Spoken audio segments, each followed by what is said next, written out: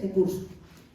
Empezamos con Elizabeth Karim, que es diseñadora, ilustradora y muralista de origen sueco-español. Actualmente vive en Madrid, donde colabora y trabaja con distintos clientes como la Universidad de Nueva York y la Fundación Nadine, entre otras. En 2022 publicó su primera novela gráfica, Comiendo con Miedo, ganadora de múltiples premios, y es un proyecto donde se adentra en el mundo de la anorexia desde su propia experiencia y desde donde pretende informar, divulgar y concienciar sobre los trastornos alimenticios y la esclavitud de la propia imagen impuesta en nuestra sociedad. Gracias, Elizabeth, por aceptar estar aquí con nosotros y compartir tu historia. Estamos seguros de que vamos a aprender mucho contigo. Gracias.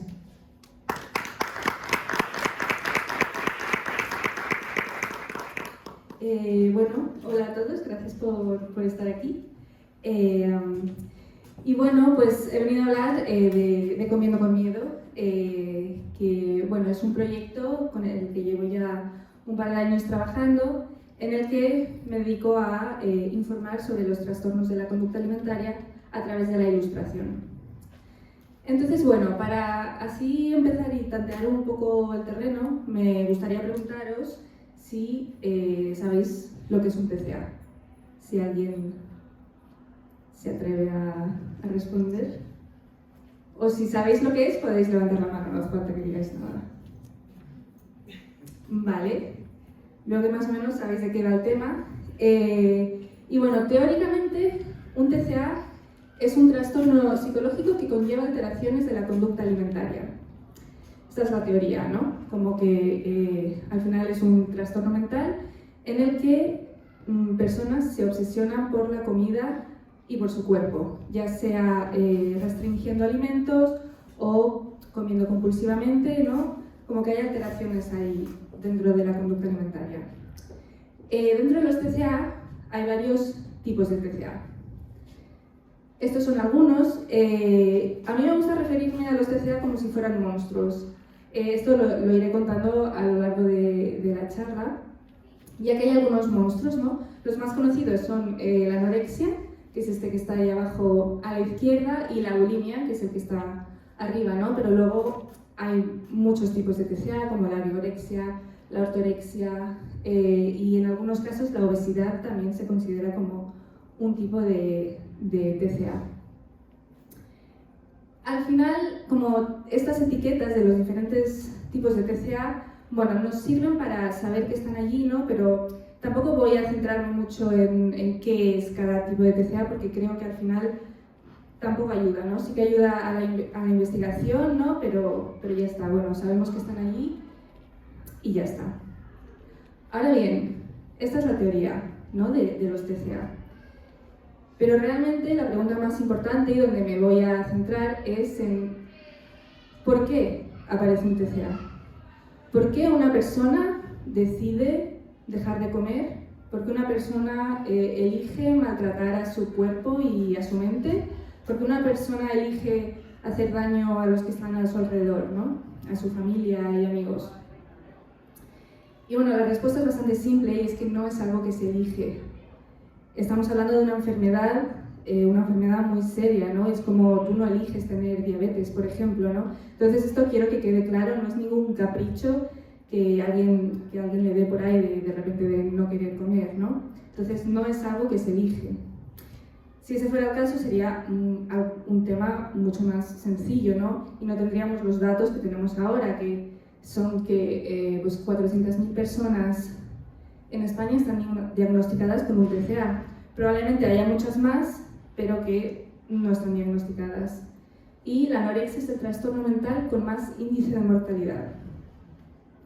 O sea que esto no es ningún capricho de alguien que simplemente quiere adelgazar, ¿no? Estamos hablando de algo serio. Y bueno, creo que tiene bastante sentido que hable un poco de mí, ¿no? En esta charla, porque a lo mejor os preguntáis quién eres tú para hablar de esto, ¿no? Yo no soy psicóloga ni terapeuta, soy ilustradora, pero yo he pasado por un TCA. Yo he tenido anorexia durante casi 10 años y bueno, ahora puedo decir que estoy 100% recuperada. El proyecto de Comiendo con Miedo tiene una parte física, que es la novela gráfica, que luego podéis echar un vistazo si queréis, donde cuento mi historia con la anorexia, desde que aparece, pasando por el tratamiento hasta su recuperación. Uy, para otro lado. Y bueno, me gustaría contaros un poco mi historia, porque la verdad es que soy un caso bastante típico era un caso bastante típico de una chica con anorexia, ¿no? Entonces, bueno, me gustaría contaros un poco mi historia. Esta soy yo, con más o menos 13, 14 años. Yo era una chica muy insegura, con un nivel de autoestima bajísimo, con muy poco amor propio, una chica muy autoexigente y perfeccionista y muy tímida. Y también tenía 0 armas para combatir monstruos o para gestionar mis emociones, ¿no? En esta época también sufrí muchos cambios. Mis padres se divorciaron, me cambié de instituto, mis notas empezaron a bajar, nuevas personas entraron en mi vida y otras se fueron para no volver. Como que en mi vida hubo así de golpe muchos cambios a la vez. También al mismo tiempo mi cuerpo empezó a cambiar, como es normal en la adolescencia, ¿no? Me salieron granos, me creció el pecho, me vino la regla, ¿no? Como estas cosas que pasan. Y claro, todo esto fueron como muchas cosas de golpe, ¿no? Y también pasó una cosa que sí que me afectó muchísimo, y es que una vez mirándome al espejo vi que había engordado también un poco, que había subido de peso, ¿no? Algo que también es normal en la adolescencia. Yo siempre había sido una niña muy delgada, todo el mundo me lo decía, ¿no? Yo tenía como esa etiqueta de Elisa la delgada. Y claro, cuando yo vi que había engordado, entré en pánico. Fue como, wow, pero ya no soy la Elisa la delgada, ¿quién soy ahora, no? Entonces me obsesioné un poco con mi físico, ¿no? Me empecé a mirar muchísimo en el espejo y bueno, de ese monstruo empezó a aparecer un monstruo. No, yo me empezaba a decir como qué asco de papada, qué asco de brazos, qué asco de piernas, ¿no? No me gustaba nada lo que veía y al final apareció un monstruo.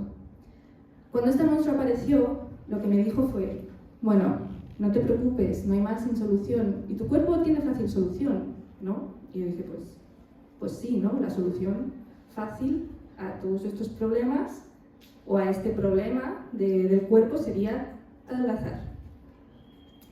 Entonces, pues me puse manos a la obra y empecé a hacer ejercicio, empecé a restringir alimentos, no como me informé de cuál era la mejor forma de adelgazar y yo pues seguí como una especie de plan.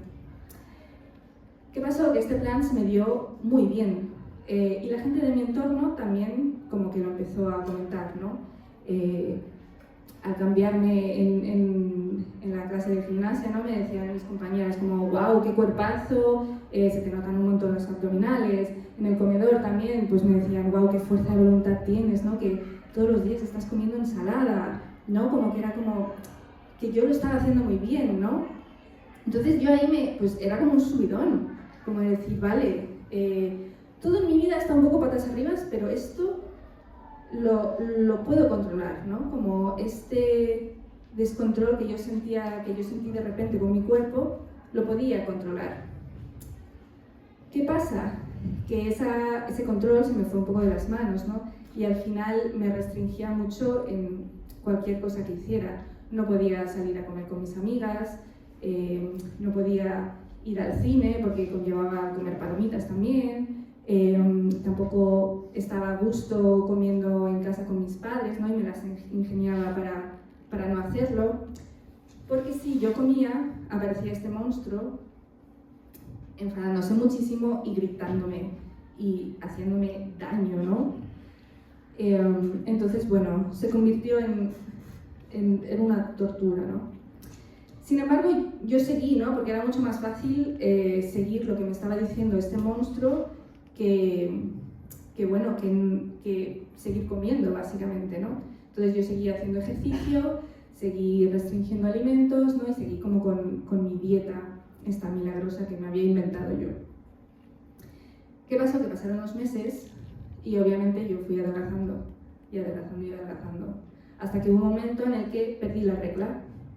Y fue allí cuando mi madre me llevó al médico. Mi madre ya estaba viendo cosas, ¿no? Pero no sabía muy bien cómo actuar, pero fue en este momento que se me fue la regla que mi madre decidió llevarme al médico. El médico lo único que me dijo fue que engordara, que esto era un problema de que yo había perdido mucho peso, entonces mis órganos como que estaban protegiendo a los órganos importantes, ¿no? Como el corazón, los pulmones las funciones del cuerpo que no eran importantes, como la reproducción, pues los estaban dejando ahí en pausa, por eso no me venía la regla, ¿no? Entonces, bueno, ya se trataba de algo serio, como que mi cuerpo estaba dejando de funcionar. Pero claro, cuando un médico o una persona que yo no conocía nada de repente me dice que tengo que subir de peso cuando mi único objetivo en ese momento era subir de peso, pues mi reacción fue de, pues no te voy a hacer ni caso, o sea, voy a seguir yo aquí con mi movida y no se va a enterar nadie, yo voy a seguir aquí. Pasaron los meses y yo seguía adelgazando hasta que llegó un punto que era insostenible ya. Yo me iba desmayando por las esquinas y acabé ingresada en este panorama, ¿no? Sentada en una silla de ruedas porque los médicos tenían miedo de que si yo andaba y me caía me podía romper un hueso de lo débil que estaba. Entonces, bueno, acabé ingresada en una sala de psiquiatría porque eso, si te diagnostican de un TCA, vas a la sala de psiquiatría y bueno, así acabé. De momento esta parte la voy a dejar aquí, en este momento así un poco dramático, pero no os preocupéis porque acaba bien. Pero ahora me gustaría hablaros un poco de este monstruo que os he mencionado antes, ¿no? Como, ¿quién es este monstruo? ¿Por qué este monstruo, no? Entonces me gustaría analizarlo con vosotros, ¿no? Para entenderle un poco más. El monstruo es la personificación de mi anorexia, pero creo que verlo así de una forma visual como que ayuda mucho a entenderlo. Entonces, bueno, así a primeras es como un ser bastante simpático, ¿no? O sea, hasta tiene tacones. Y esto es porque lo que quieren estos monstruos es atraerte. Al principio te seducen, ¿no? El problema viene después, cuando se enfadan. Pero bueno, a esto iremos llegando. Bueno, para empezar, tiene proporciones humanas. Es decir, una cabeza, 2 brazos, 2 piernas. Esto es porque es una parte de mí, entonces tampoco iba a hacer algo muy humano, ¿no?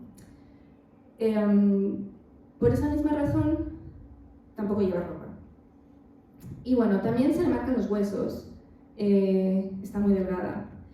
Eso es porque ella no depende de nada ni de nadie para poder sobrevivir, ¿no?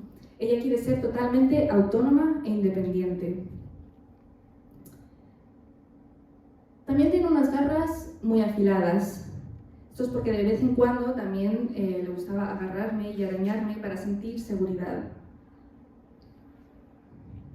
También tiene como unos ángulos muy definidos, ¿no? Como pues la cara es así como un triángulo, tiene cuernecitos, ¿no? Está como muy definida. Y esto es porque Nore, bueno, yo la bauticé como Nore, que no lo he dicho, pero esta es Nore, tiene unas reglas muy definidas, unas reglas que aparecen en el libro que tiene en la mano.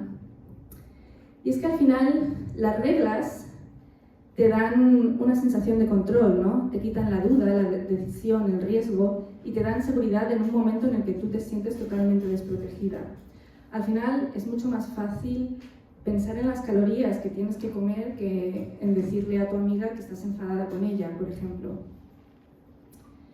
Por otro lado, tiene un tono azul oscuro.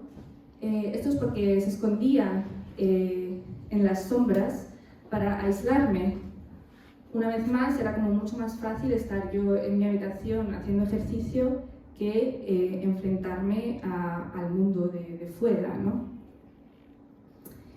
Y bueno, teniendo como todas estas cosas en cuenta, ¿no? Que es un monstruo que me daba reglas para sentir control, seguridad y que me aislaba para protegerme, es fácil llegar a la conclusión de que este monstruo en realidad es una especie de mecanismo de defensa. O dicho de otra forma, era como una especie de escudo que me envolvía para protegerme. Ahora bien, si me estaba protegiendo, eso quiere decir que había un peligro cerca, ¿no? ¿De qué me estaba defendiendo? Y probablemente esta es la pregunta más importante para entender un TCA, ¿no? ¿De qué te está, o sea, cómo es posible que hayas llegado a estas conductas, ¿no? Para tener que defenderte de la vida de esta forma, ¿no? Y al final, en mi caso, el TCA me estaba defendiendo de la vida. Y creo que aquí es fácil caer en la conclusión de que un TCA lo ha tenido que pasar a alguien que ha tenido una vida muy traumática y muy difícil, pero no siempre es así, ¿no? Al final la vida ya de por sí es bastante complicada. Vivimos en un mundo en un mundo competitivo, con un ideal de belleza impuesto por alguien ajeno a nosotros, ¿no? Si no tienes las herramientas para gestionar todas estas cosas, todo la tristeza, el dolor, la rabia, pues probablemente aparezca un monstruo que las gestione por ti. Al final era como echar la vista a otro lado, ¿no? Como este monstruo estaba tapando todas estas cosas en las que no quería pensar, como pueden ser, pues, yo qué sé, la crisis climática, que me habían roto el corazón, o la muerte de algún ser querido, ¿no? Era mucho más fácil pensar, pues, por ejemplo, en la operación Bikini que en todas estas cosas, ¿no? Al final, un TCA no es un problema con la comida, sino que es un problema que se refleja en la comida. Esto quiere decir como que estás, una vez más, ¿no? Como no quieres pensar como en todas estas cosas, o no sabes cómo pensarlas, ¿no? Todo esto que estás sintiendo, entonces como que lo traduces en tu conducta con la alimentación. O dicho de otra forma, también es como una especie de iceberg, ¿no? Arriba del todo está lo que es el monstruo o lo que es la conducta alimentaria, y debajo está todo lo importante, ¿no? Al final, las inseguridades, la autoexigencia, la ansiedad, la baja autoestima, la sensación de descontrol. Realmente, todo esto que no se ve es lo más importante. Al final estamos hablando de una enfermedad mental, un trastorno mental, ¿no? Si no se trata todo esto que hay debajo, no se va a poder tratar lo que hay arriba, que al final es la conducta alimentaria. Obviamente las dos cosas tienen que ir de la mano, pero recordad que estamos hablando de un trastorno mental. Ahora bien, ¿qué causa un TCA?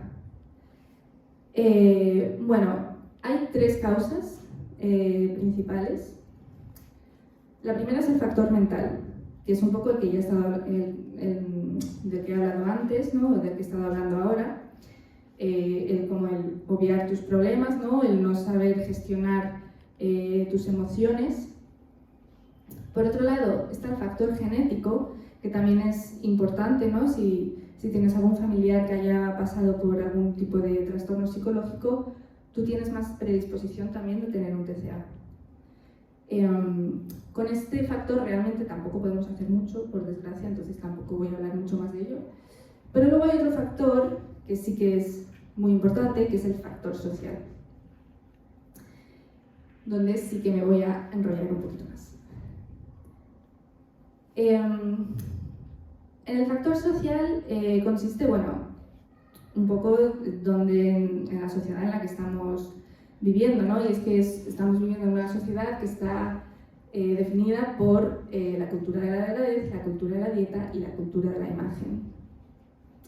La cultura de la delgadez es que, bueno, el ideal de belleza que tenemos actualmente es estar delgado o delgada. Nos presionan y nos violentan por todos lados. Si prestáis un poco de atención, os daréis cuenta de que al final el estándar y el ideal, ¿no? Es estar delgada o delgado. Entonces, al final, estas cosas, lo queramos o no, nos afectan. Por otro lado está la cultura de la dieta. ¿Cuántos de aquí habéis hecho alguna dieta? ¿Y a cuántos os ha funcionado? Casi todos habéis levantado la mano y solo os habéis quedado como dos. Esto quiere decir que al final las dietas no funcionan, ¿no? O sea, es como una idea que, bueno, en general hay algunas que sí que pueden funcionar y que son necesarias, pero como que ahora lo vemos, ¿no? Como que todo el mundo está a dieta y hay que estar a dieta porque hay que perder peso, ¿no? Como que vivimos en un mundo que es pesocentrista, donde todo gira alrededor del peso y también de la imagen, ¿no? Y nos venden dietas como si fueran, yo qué sé, como si fueran caramelos, ¿no? Para todo el mundo. Todo el mundo tiene que hacer la dieta y así será más feliz y estará más a gusto.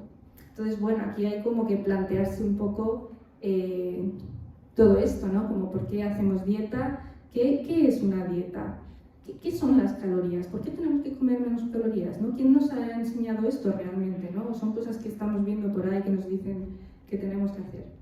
Entonces, bueno, estas cosas también pues nos afectan, ¿no? en el día a día. Y por otro lado está la cultura de la imagen.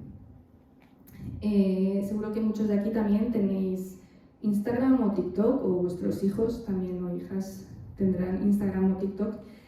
Y es que al final nos están bombardeando constantemente con imágenes de cuerpos, ¿no? Hay como un culto al cuerpo que no tiene ningún sentido. Al final no estamos como obsesionados todo el rato viendo imágenes de gente perfecta, con cuerpos perfectos, digo perfectos entre comillas, ¿no? Y vemos tropecientas mil imágenes al día sobre este tema, ¿no? Entonces salir de allí es súper complicado, ¿no? Entonces, bueno, estas tres cosas un poco para tener en cuenta y pensar sobre ellas. Luego también dentro de las redes sociales quería mencionar que hay muchas cuentas, muchos perfiles que incitan a los TCA, ¿no? Que te dan consejos sobre cómo perder peso, sobre cómo tirar comida, sobre cómo tienes que hacer ejercicio, ¿no? Para perder peso y demás, ¿no? Y si os metéis por ahí e investigáis un poco, es como lo más terrible de este mundo. Pero luego también están saliendo muchos perfiles y cuentas que van un poco en contra de eso. Entonces, bueno, también quería lanzar como un rayito de esperanza. Aquí tenéis algunas, si queréis cotillear, como que hablan de este tema y van en contra de estos perfiles y estas cuentas que incitan a los TCA. Por otro lado, también para terminar ya como esta parte social, creo que se habla mucho de lo que hacen los demás, ¿no? Es que este influencer está subiendo este contenido, es que claro, la publicidad nos machaca con estar delgadas o delgados, pero quiero que también hagamos el ejercicio como de pensar en cómo actuamos nosotros. Creo que todos aquí, y me incluyo, ¿no? Al final es muy fácil estos típicos comentarios de «Oh, has adelgazado, qué guapa estás», o «Jolín, esta persona ha engordado un poco, seguro que lo está pasando fatal», ¿no? Como este tipo de comentarios que pueden ser súper dañinos a una persona que está pasando o que tiene predisposición a tener un TCA. Entonces, bueno, hay que tener cuidado, ¿no? Con lo que decimos. Creo que hay que implementar esta norma de que no se habla del cuerpo de los demás. Aquí también tengo como un truco, una regla, que es la regla de los 5 segundos, que es que puedes comentar el cuerpo de alguien si lo puede cambiar en 5 segundos. Por ejemplo, tienes un moco, pues eso lo puede cambiar en 5 segundos, ¿no? Sin embargo, si le dices, te ha salido un grano o has adelgazado, pues eso no lo puede cambiar en 5 segundos. Esa persona ya se ha visto en el espejo, ya ha visto que le ha salido un grano, no hace falta que se lo digas. Entonces, una vez más, creo que aquí pues le damos muchísima importancia al cuerpo, ¿no? Y en vez de decirle a alguien, jolín, qué inteligente eres, le decimos, qué guapa eres. Entonces, aquí también pensar en esto un poco.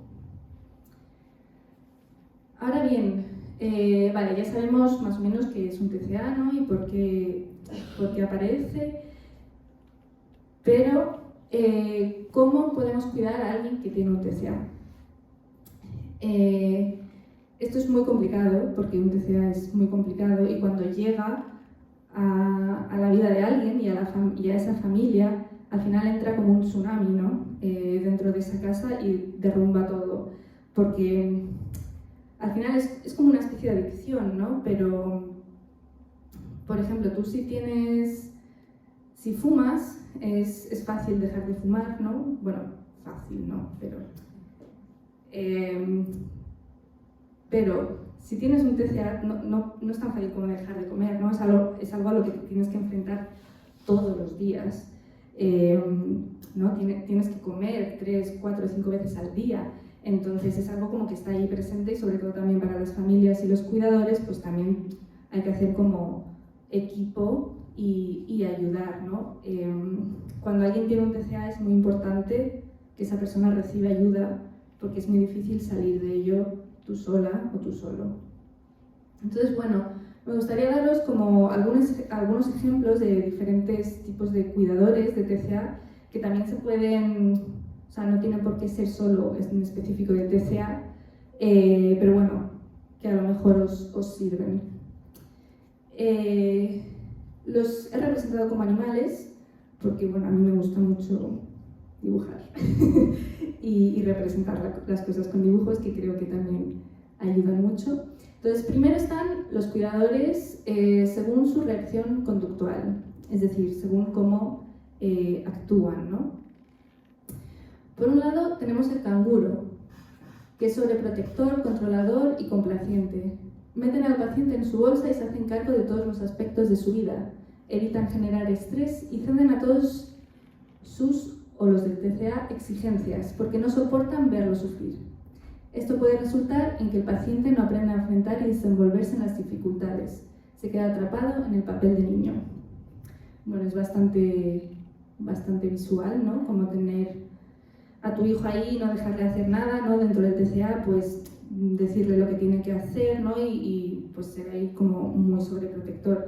Al final aquí el paciente pues va a acabar sintiéndose muy culpable, ¿no? Y no va a saber hacer nada por su cuenta y eso también puede ser un problema.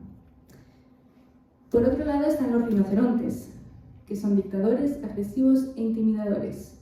Buscan soluciones basándose en su lógica y quieren imponerlas. Reaccionan desde el miedo y quieren tomar el control, pero no son capaces de escuchar y solo se sirven de un enfoque analítico del problema. Lo reducen a comer y descansar. Si el paciente obedece, se siente invalidado y aprende a no confiar en sí mismo. Y si por el contrario se defiende, lo hará desde el enfado, haciendo más fuerte el trastorno. Los rinocerontes son muy comunes. Yo he tenido un rinoceronte en casa. Y creo que al final actúan desde el no saber, ¿no? Como no saben cómo actuar y no saben qué hacer y al final pues es mucho más fácil decir, cómete esto, ¿no? Tu solución es comer y tienes que seguir las normas que yo te diga. Al final aquí el paciente pues se siente también un poco tonto, ¿no? Como de, jolín, si es tan fácil como comer, ¿por qué me cuesta tanto, ¿no?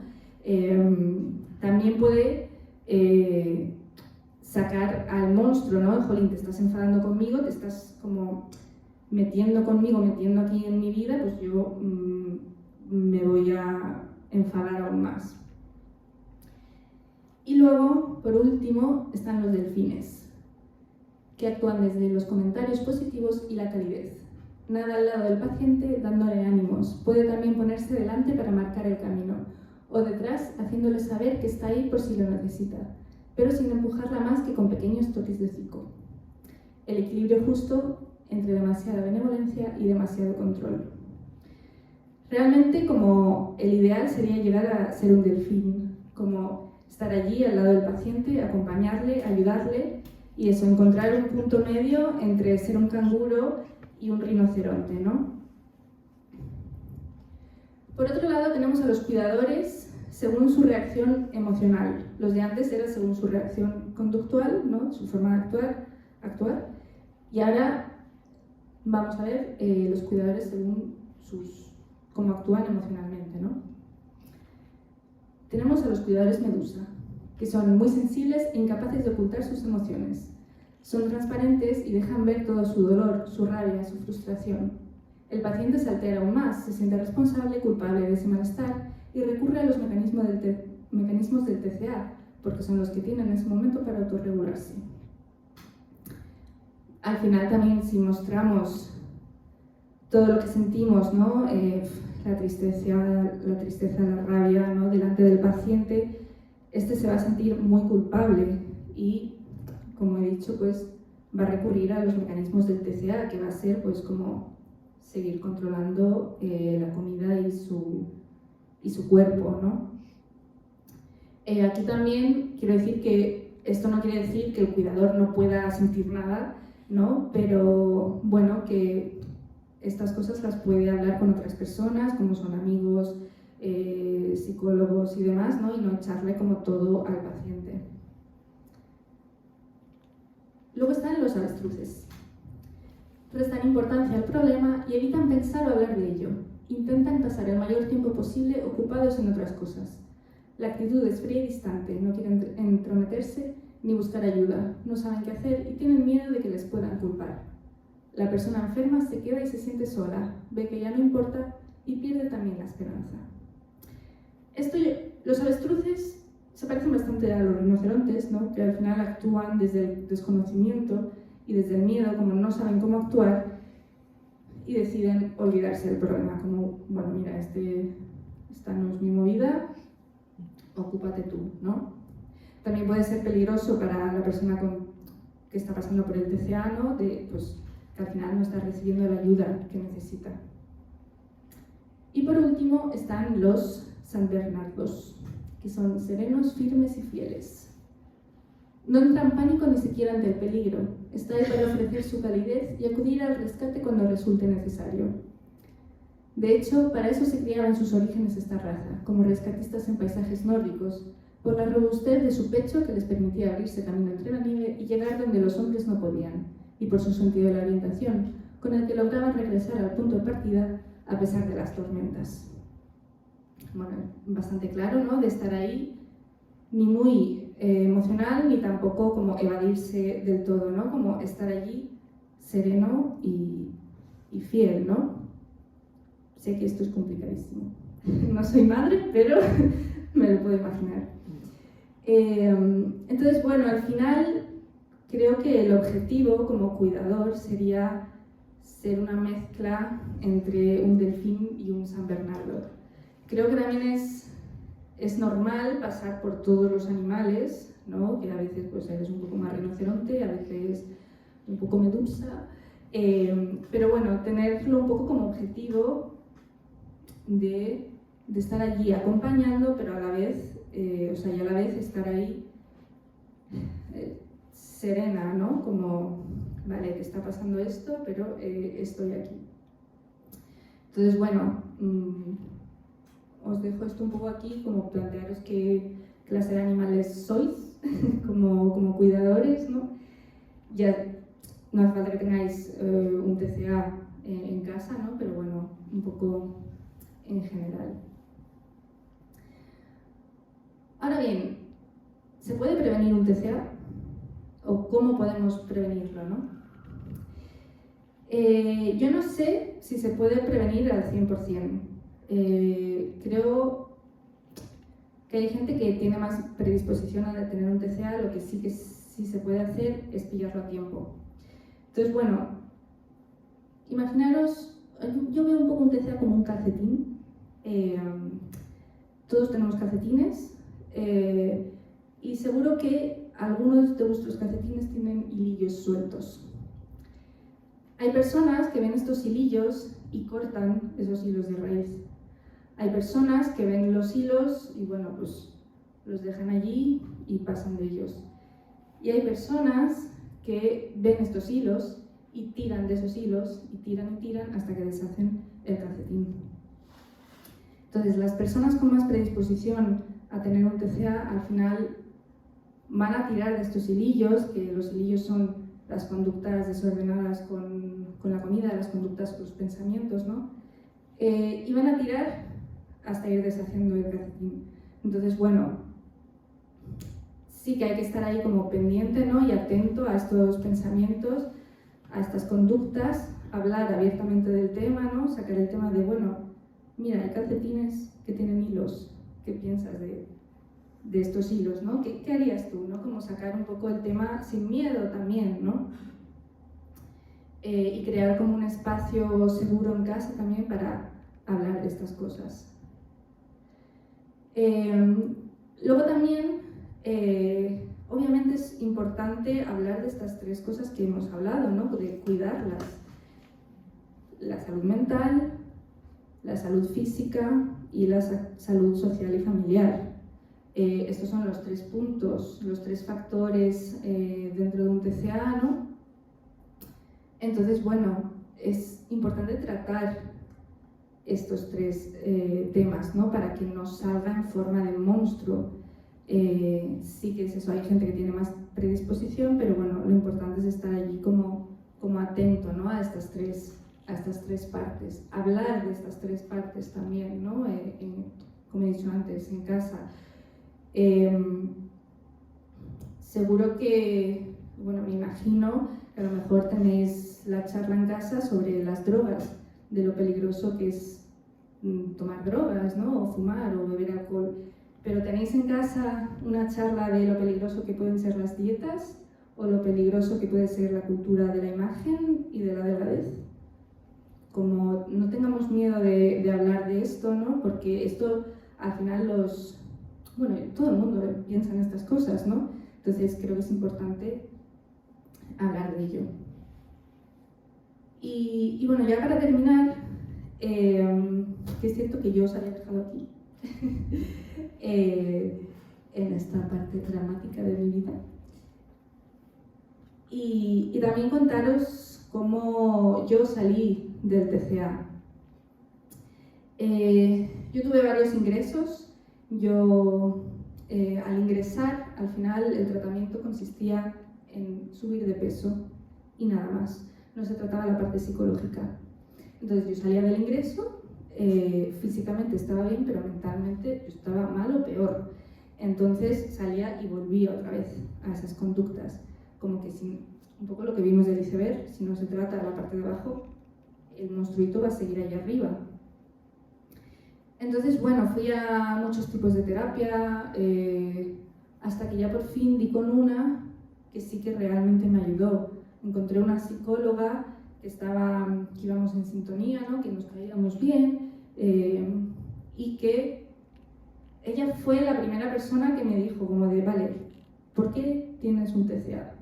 Y claro, yo me quedé como, pues no lo sé, nunca lo había pensado, ¿no? Y fue ahí cuando empezamos a escarbar un poco de, vale, pues por esto y por esto, por esto.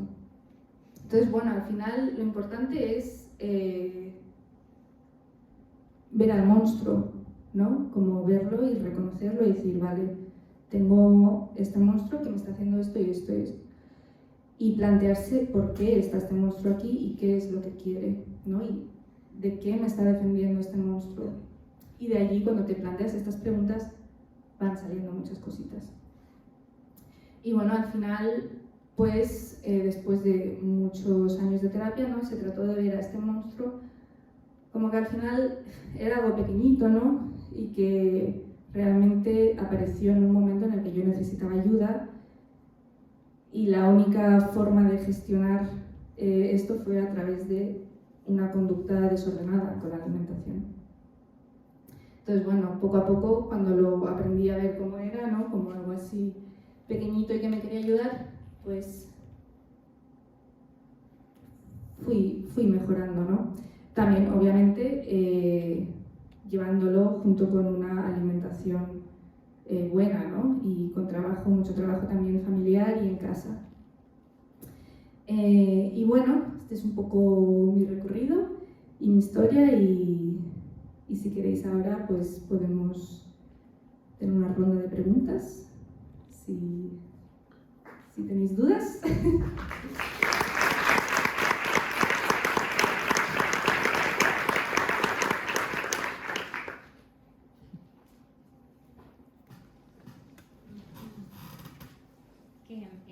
Cuando has hablado de que uno de los factores que hay es el de la salud mental, yo creo que en España tenemos la idea de que eso es algo esporádico y que le pasa a unos pocos y que bueno, a mí no, a mi entorno no, yo no conozco a nadie. Y a mí me parece que, bueno, que a nivel mundial sí que se está empezando a hablar más de la salud mental y de que no es tan extraño tener un trastorno mental, no es tan, bueno, es que eres un psicópata, no. Pero aún así yo creo que sigue habiendo una idea de que eso a mí no me va a pasar, ¿no? Es cierto que la parte social es muy evidente, pero a lo mejor la parte de salud mental, no, es que yo no soy propenso porque en mi casa nadie está loco, ¿no? ¿Tú te has encontrado con eso?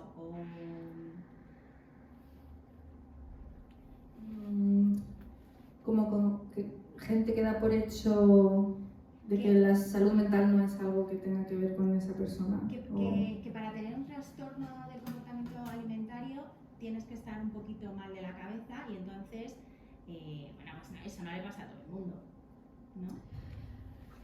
Sí, claro, hay gente que piensa así, que bueno, al final que hay gente como con más predisposición, ¿no? Puede ser, pero al final creo que es algo que nos puede tocar a cualquiera, ¿no? Y es algo que también tenemos que cambiar, ¿no? Como que al final muchas veces yo creo que caemos como en no querer ayudar, porque es como, bueno, eso es algo que no va conmigo, pero luego no sabes tampoco, a lo mejor en unos años a ti te caes en una depresión o en algo muy gordo, ¿no? Entonces, bueno, al final yo creo que es que no se nos educa y no sabemos.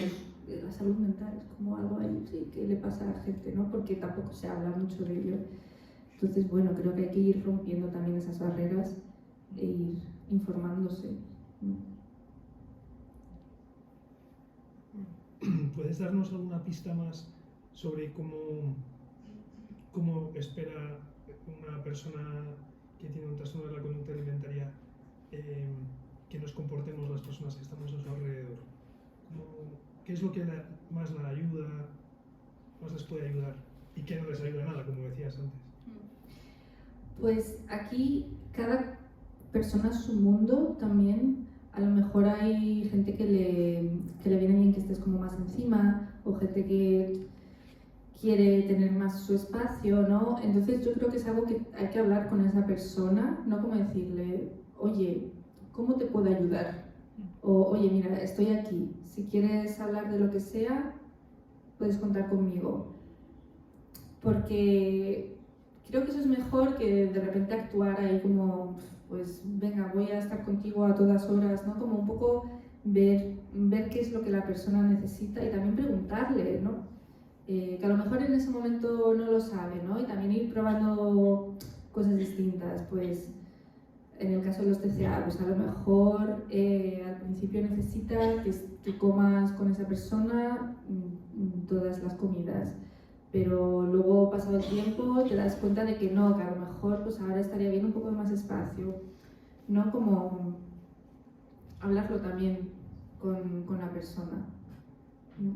Pero también al principio, pues sí, encontrar un punto medio, no ser muy invasivo, pero tampoco muy como que te da igual. También depende en qué punto esté esa persona. Si está en un punto crítico, pues a lo mejor sí que tienes que meter más mano. Bueno, no sé si te ayuda esa respuesta. Sí, me lleva a otra y es, o sea, decías que estabas 100% recuperada del TCA. Lo que pasa es que también decías que estabas conviviendo que sigues conviviendo con el monstruito, ¿no? ¿Te da miedo que vuelva a suceder, que vuelva a hacerse fuerte y grande? Bueno, no es que esté conviviendo con el monstruo, pero como es cierto que a veces me aparecen como pensamientos relacionados con la comida y con el cuerpo. Lo que pasa es que ahora los identifico muy bien y cuando empiezan a aparecer digo, espera, ¿qué está pasando? ¿Qué está pasando en mi vida? ¿No? Como de si empiezo a obsesionarme un poco con mi cuerpo, ¿no? Soy capaz de dar un poco marcha atrás y decir, vale, hay algo que está pasando en mi vida y mi mente no quiere pensar en eso, por eso estoy pensando en mi físico. Entonces, bueno, la verdad es que no tengo miedo de que se vuelva a hacer más, de que se vuelva a hacer grande, porque lo reconozco ya bastante bien. Y también tengo muchas herramientas como que ya sé gestionar estas cosas. Entonces, sí, bueno, como que sí, de vez en cuando ahí aparece, es más como un fantasmita. Pero no le hago mucho caso, digo, vale, estás ahí, ¿qué me intentas decir? ¿No? Y no lo veo como algo malo, sino al contrario, como de, vale, es una alarma, algo pasa en mi vida. ¿No? Y centrarme como en la parte de abajo del iceberg, ¿no? Y funciona, porque cuando pienso luego en lo que está pasando en la vida, ¿no? Digo, o sea, luego ya estos pensamientos van desapareciendo. O sea, es que a mí eso me funciona mucho, o sea, lo veo como muy lógico. Mira, yo te quería preguntar si el ver físicamente, como tú has hecho, ¿no? Que has plasmado tu monstruo en un papel, ¿te ha ayudado o eso lo has hecho a posteriori? Pues yo empecé a dibujar el monstruo cuando, hace ya unos cuantos años, cuando estaba saliendo del tratamiento. Y me ayudó mucho porque viví mucho tiempo como con la etiqueta de anoréxica. Y esto es muy peligroso, pero eso, cuando he mencionado antes los TCA, o sea, los tipos de TCA, los tipos de monstruos, como de, vale, están allí, pero tampoco vamos a etiquetar a la gente con estos monstruos, porque yo viví mucho tiempo con esta etiqueta, ¿no? De Elisa la anoréxica. Entonces, claro, era mi identidad. ¿Y cómo me voy a desprender de esa identidad? ¿No? Siendo adolescente también, ¿no? Que buscamos constantemente como formar parte de algo, tener una identidad, de repente deshacerme de eso era como impensable, como de, pero es que esta soy yo. Entonces verlo como un monstruo, dije, vale, yo no soy Elizabeth la anoréxica, soy Elizabeth con anorexia. Soy una persona entera, ¿no? Y tengo un monstruito. Y sí, el verlo como un monstruo me ayudó como a verlo algo ajeno a mí, o bueno, como una parte de mí, ¿no? Como que no era yo, era algo externo. Entonces sí, me sirvió de mucho y sí que lo trabajé mucho en terapia también. Sí. O sea que tú crees que eso puede ayudarle a alguien que esté en este momento con un TCA y que visualizar su monstruo fuera de él o de ella le va a beneficiar, ¿no? Le puede beneficiar, vaya. Sí, bueno, tampoco quiero generalizar así Sí. como de esto le funciona a todo el mundo, pero sí, de hecho, a raíz del libro también mucha gente me ha contado que al verlo como un monstruo y al dibujarlo y demás sí que le ha ayudado mucho. También ayuda mucho para las familias. Eso te iba a decir. Porque, claro, con un TCA como que sientes que estás luchando constantemente contra ti misma o contra tu hijo o tu hija, ¿no? Pero si le das la vuelta y piensas que estás luchando contra un monstruo y puedes hacer equipo con tu familia y decir, estamos juntos luchando contra este monstruo, ayuda bastante, como que te quita un peso de la cabeza, ¿no? Como, no estoy luchando contra ti, ¿no? Así que sí que sirve. O a mí me sirvió. Muchas gracias. Yo quería hablarte un poco de mi caso. Mi hija con 13 años estudia vegetariana, que entiendo que no es un trastorno de conducta alimentaria, pero lo que he visto aquí fuera me estaba de baja, o sea, todo exactamente lo que quería. No sé qué opinas. Y, o sea, pero el ser vegetariana le llevó también como a tener conductas malas o tener una mala relación con la comida y con su cuerpo. No tanto con su cuerpo, pero sí problemas a nivel social, de encerrarse en sí misma. Como que se obsesionó mucho con el tema de ser O sea, vegetariana. yo después de tu explicación lo que veo es que tenía toda esa problemática debajo y a ella pues, le salió de esa manera. Claro, sí, puede ser. Al final es obsesionarse con algo. En este caso también tiene en común que se obsesionó con la comida o con un tipo de alimentación. y si llega ya a niveles en los que te impiden tener una vida normal, que al final yo también soy vegetariana, pero puedo tener una vida normal, ¿no? Pero claro, llega al punto de que cuando eso se convierte en un problema, pues ya es un problema, ¿no? Entonces, claro, hay que ver un poco qué es lo que se esconde debajo como de esa obsesión por ese tipo de dieta, ¿no? O cómo llegar a un punto en un equilibrio en el que sea bueno para ella, sin que se convierta en algo más grande.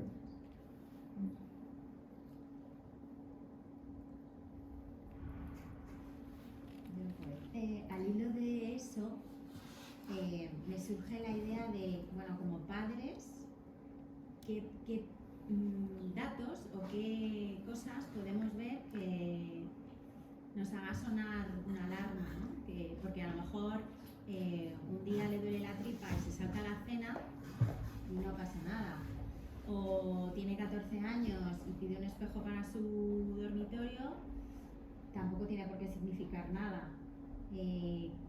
¿Qué circunstancias o qué acciones podemos ver que nos digan, a lo mejor tengo que prestar atención a esto y a lo mejor tengo que pedir ayuda, ¿no?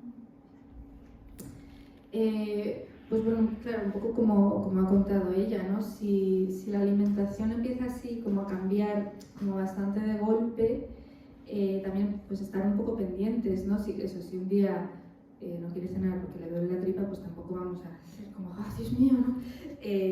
Pero si se alarga en el tiempo, como pues estar pendientes también del ejercicio físico, si ha cambiado, si hace más ejercicio, ver un poco, observar, tampoco estar ahí súper pendiente, pero bueno, fijarse un poco en cómo come, si está más pendiente de la comida. Cosas muy comunes que pasan es que empiezas a coleccionar recetas, de repente te interesas muchísimo en cocinar, quieres cocinar todos los días, quieres comer sola, eso como que de repente te apuntas a un gimnasio o de repente quieres hacer como mucho ejercicio, te empiezas a aislar más. Entonces, bueno, si empezáis a ver como un cambio así de repente, pues estar ahí un poco pendientes.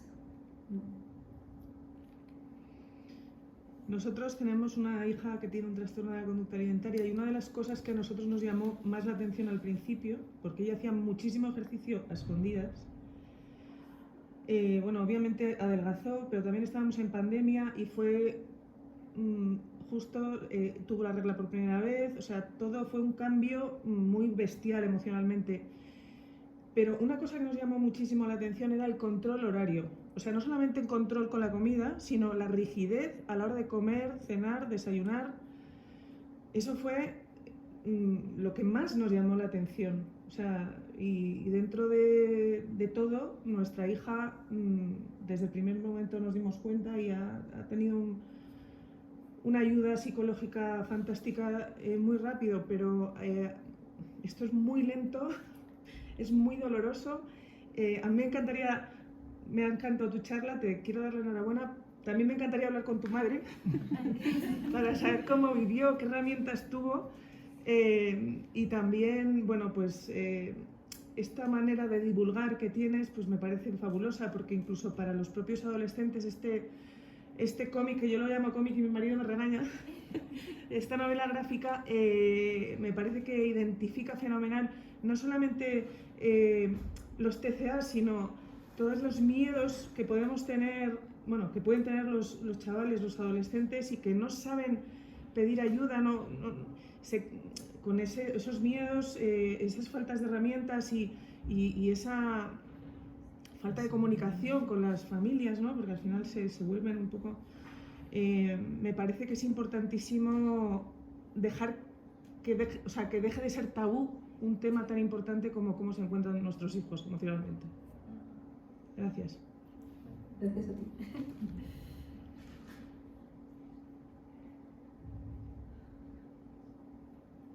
¿Alguien más?